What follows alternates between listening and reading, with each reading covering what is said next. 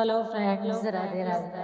आज हम प्रवेश कर रहे हैं भगवत गीता के प्रथम अध्याय अर्जुन विषाद योग में। यह केवल युद्ध की कहानी नहीं है दोस्तों, यह हर उस मनुष्य की कहानी है जो जीवन में कभी न कभी टूट जाता है, भ्रमित हो जाता है और समझ नहीं पाता कि सही क्या है और गलत क्या है। तो आज का यह सत्संग हमें सिखाएगा दुख क्यों आता है, मोह कैसे मनुष्य को कमजोर बनाता है, भगवान संकट में मौन क्यों रहते हैं और जीवन के सबसे कठिन समय में भगवान का सहारा कैसे मिलता है। और हम जानेंगे कि हमें ऐसी परिस्थितियों में कैसे रहना चाहिए। तो दोस्तों, कुरुक्षेत्र केवल एक स्थान नहीं था, वह मनुष्य के भीतर चलने वाले संघर्ष का प्रतीक था। हर व्यक्ति के जीवन में एक कुरुक्षेत्र आता है, जब परिवार और कर्तव्य टकराते हैं, जब दिल और दिमाग अलग बातें करते हैं, जब सही रास्ता कठिन लगता है। भगवान श्री कृष्ण हमें सिखाते हैं, दिखाते हैं कि जीवन का सबसे बड़ा युद्ध बाहर नहीं भीतर होता है। एक ओर पांडव थे तो दूसरी ओर कौरव, लेकिन इसका आध्यात्मिक अर्थ क्या है? पांडव क्या और किस चीज के प्रतीक थे? सत्य, धैर्य, भक्ति, धर्म और संयम के। कौरव किस चीज के प्रतीक थे? क्रोध, लोभ, अहंकार, ईर्ष्या, मोह। तो हर मनुष्य के भीतर एक दोनों सेनाएं मौजूद हैं और जीवन भर युद्ध चलता रहता है। जब युद्ध शुरू होने वाला था तब शंख बजाए गए। शंख केवल युद्ध का संकेत नहीं था, वह आत्मा को जगाने का प्रतीक था। भगवान कहना चाहते हैं, उठो, जागो, अपने जीवन का उद्देश्य पहचानो। आज भी जब हम मंदिर में जाते हैं और शंख बजता है तो वह हमें भीतर से जगाता है। अर्जुन महान योद्धा थे, उनके पास शक्ति थी, ज्ञान था, दिव्य अस्त्र थे, लेकिन फिर भी वे टूट गए। क्यों? क्योंकि केवल बाहरी शक्ति पर्याप्त नहीं होती है मित्रों। मन कमजोर हो जाए तो सबसे बड़ा योद्धा भी हार जाता है। तो हमें मन को अपने हमेशा हर परिस्थिति में मजबूत बनाना चाहिए। एक कहावत तो आपने सुनी ही होगी, मन के हारे हार है, मन के जीते जीत। तो जब अर्जुन ने अपने ही गुरु, दादा, भाई और मित्रों को सामने देखा तो उनके हाथ कांपने लगे, गांडीव धनुष हाथ से छूटने लगा, आंखों से आंसू भर आए। उन्होंने कहा, हे कृष्ण, मैं अपने ही लोगों को मारकर सुख कैसे पा सकता हूँ? यहाँ अर्जुन केवल योद्धा नहीं, वे संवेदनशील मनुष्य हैं। भगवान दुख क्यों देते हैं, दुख क्यों आता है, ये हर एक मनुष्य के मन में कभी न कभी एक प्रश्न आता ही है। तो भगवान दुख क्यों देते हैं दोस्तों? आप मुझे कमेंट में अवश्य बताएं। आज मैं बताती हूँ आपको भगवान दुख क्यों देते हैं। क्योंकि दुख मनुष्य को भीतर से बदलता है। सुख से मनुष्य भगवान को भूल जाता है, लेकिन दुख में वही भगवान को पुकारता है। कई बार प्रेरणा आवश्यक होता है ताकि मनुष्य अहंकार छोड़ सके। पूरे पहले अध्याय में भगवान अधिक बोलते नहीं, वे केवल अर्जुन को सुनते हैं। यह बहुत बड़ा संदेश है। जब मनुष्य दुख में होता है तो उसे सबसे पहले उपदेश नहीं समझने वाला चाहिए। भगवान पहले अर्जुन का दर्द सुनते हैं, फिर ज्ञान देते हैं। अर्जुन को सबसे बड़ा दुख किस बात का था? मेरे अपने मर जाएंगे। यही मोह है।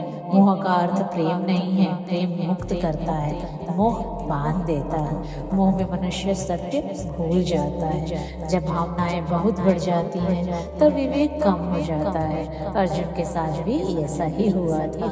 वे धर्म जानते थे, फिर भी निर्णय नहीं ले पा रहे थे। यह हमें सिखाता है, भावनाओं में लिया गया निर्णय अक्सर भ्रम पैदा करता है। जब अर्जुन टूट गए थे दोस्तों, तब वे भगवान की ओर मुड़े।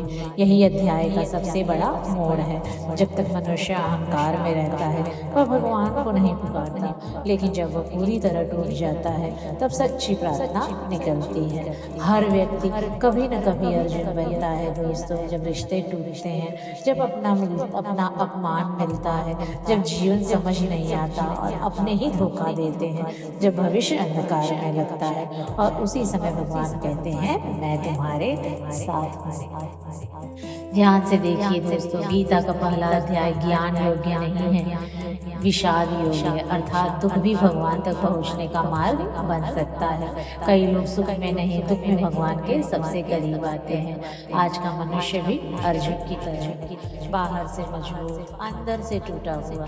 सोशल मीडिया पर मुस्कान है, लेकिन भीतर चिंता, डर और अकेलापन।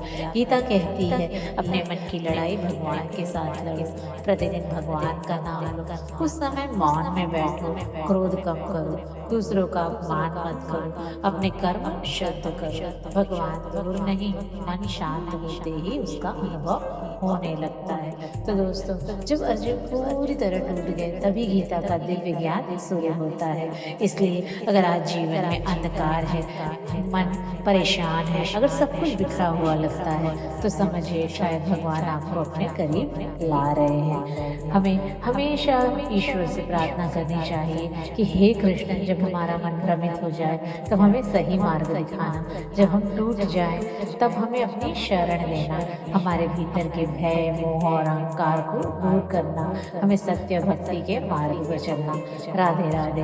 तो दोस्तों, भगवत गीता का अध्याय 1 अर्जुन विषाद योग हमें दुख, मोह और मानसिक संघर्ष को गहराई से समझाता है। यह सत्संग आधुनिक जीवन की समस्याओं को गीता के ज्ञान से जोड़ते हुए भगवान श्री कृष्ण के दिव्य संदेश को सरल भाषा में प्रस्तुत करता है। जय श्री हरि, जय श्री कृष्ण, जय श्री कृष्ण। दोस्तों, भगवत गीता अध्याय 1 में हमने अर्जुन का टूटना उनकी कमजोरी नहीं थी, वह भगवान के ज्ञान की शुरुआत थी, यह समझा।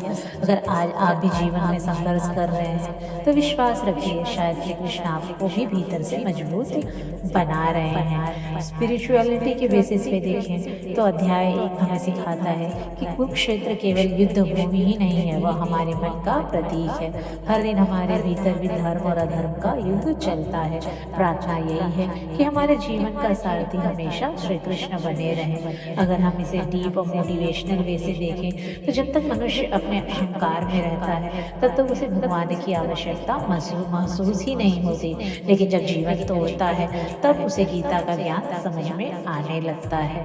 अगर हम इसको देख और अंदर से देखना चाहें और डिवोशनली सोचें तो गीता का पहला अध्याय हमें सिखाता है, दुख अंत नहीं है, दुख वह द्वार है जहाँ से भगवान हमारे जीवन में प्रवेश करते हैं। यदि यह सत्संग आपके हृदय को स्पर्श करे तो अपने जीवन में प्रतिदिन कुछ समय भगवान के लिए अवश्य निकालिए।